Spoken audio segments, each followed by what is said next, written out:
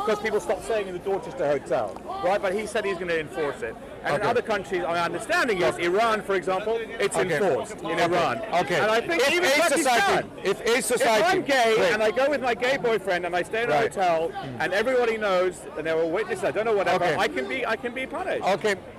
Yeah? That's a good point. Let's talk about it. A very good point. You're raising very intelligent questions and we want to address them. If someone wants to be homosexual in a Muslim state, in a Muslim country, you can be homosexual in your home. Do what you want, okay? Do it however you want. 100%. The moment you bring it in public and you want other people to be like you, then there is a law. Islam, you see, Islamic societies are based upon a divine law. We believe in a divine law. We do not have the power to change it. That law cannot be changed because we believe it is from God. God created us, He gave us a law to live by. Let me finish. Okay, in that law, if there's a clause that you cannot do X, Y, and Z, we have to live by that. We can't be hypocrites. We can't pick and choose. Wait, hang on a second. I understand that you and other Muslims believe what they want to believe about God and divine law. The problem is there's 7.5 billion people on the planet, right? And we potentially could all believe different things. And the question is, what right do you have, right, to enforce by violence, right, your belief system about divine law on someone else, another Muslim, a member of your family, a non-Muslim? What right do you have to do that? I'll tell you. You're entitled to your belief, and you and your friends who want to believe can hang out together, whatever. But like when someone's born into the world, what right do you have? And before you answer the question, I want to just come back to my original question, which you didn't really answer. You told me that Surah 60, blah, blah, blah.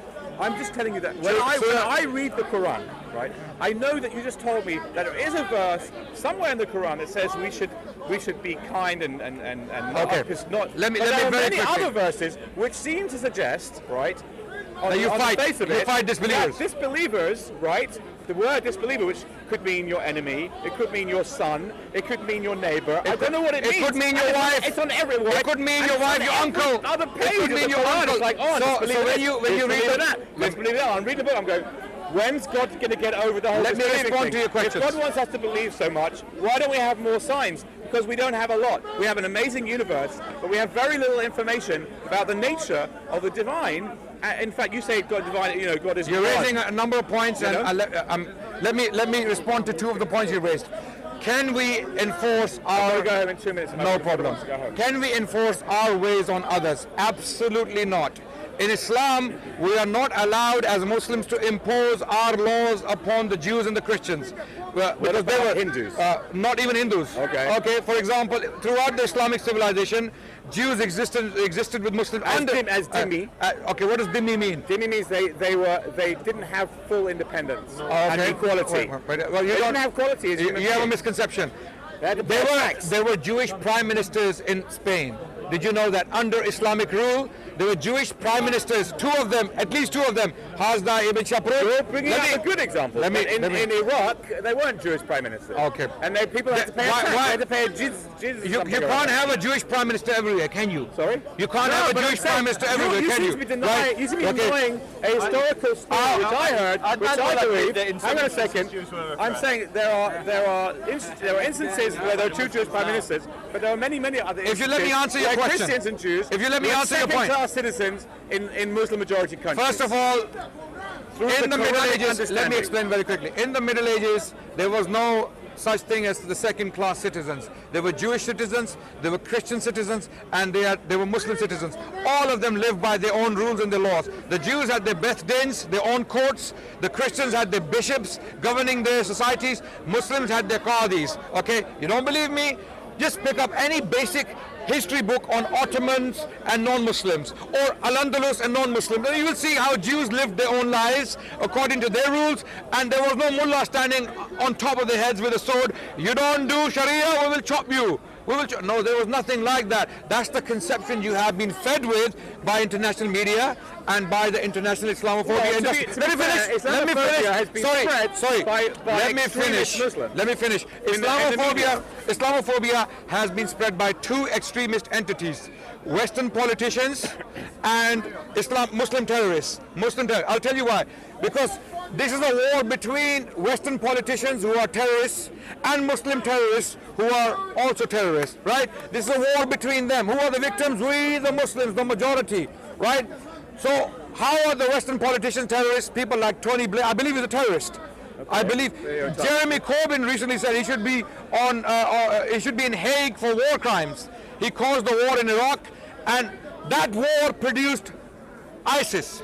ISIS is a product. Okay, so how am I, Sheikh Mohammed or Joe or Terry or George responsible for that? I'll tell you how. Yeah. You're not responsible for it at all. Oh, Muslims, we are Muslims. We are offended Muslims. You're a victim of it, Yeah, but, yeah. but I'm not saying you're responsible. What I'm saying is, right, that the ISIS, which came out of the deposed regime of Saddam Hussein, ISIS came out as a reaction to Iraq invasion. Yes, and they successfully used Islamic texts. Let me talk to you. They used. Hang on a second. I'm Muslim Kurdish. Yes. Who killed the ISIS? Who killed Fine, ISIS? the Kurds. Very good. Yeah. So, The Kurds. I'm Muslim. Yeah, he's very nice.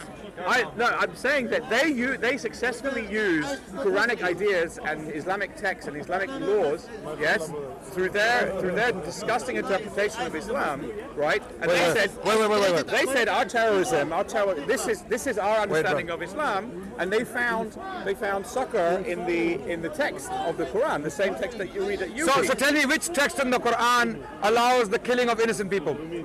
ISIS has been killing innocent people.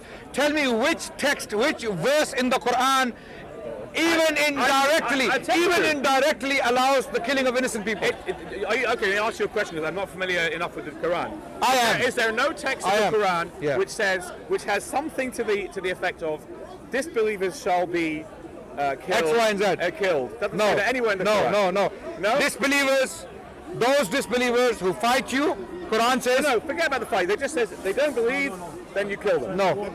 And by the way, even disbelievers who fight you, so you can say anyone you don't like fights you. Let me respond to your point. It's a bit irresponsible. The Quran. I've got to go. Are you here every Sunday? Last point before you go. Yeah. The Quran has many verses on peace, on war, on diplomacy, on wives, on children, on orphans, on society at large. Quran is a book of law. Like the Torah for the Jewish people, the Quran is for us. It is a book of law. It has rules on everything. So how do we actually practice the Quran? By following the Quran and the prophetic example. Prophet told us, in the light of the Quran, when you are in conflict, when you have been attacked and you have to defend yourselves, okay, do not kill women, do not kill children, do not kill non-combatants, do not cut trees, do not destroy crops, do not demolish buildings, do not kill monks, do not kill elderly.